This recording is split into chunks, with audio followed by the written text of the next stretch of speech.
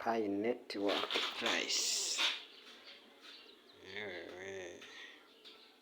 Payi imwe yewe irimo iramanuka neza neza. Ntangiye kureba igeze kuri amadolari 31 n'ibice 48, negeze ku madolari 31 n'ibice 01. Iri kugenda igwa,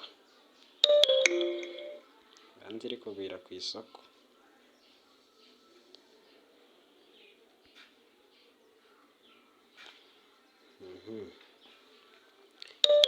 Payi USDT.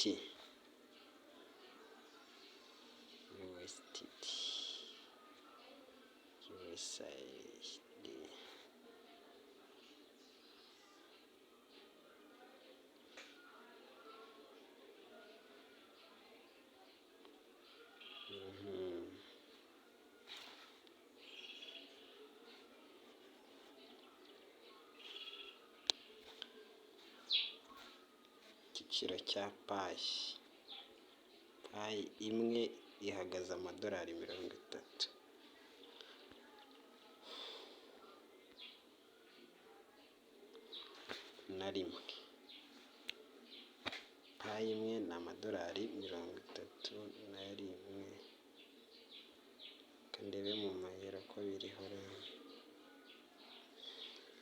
Amadolari 31 ni nk'ibihumbi hafi 40.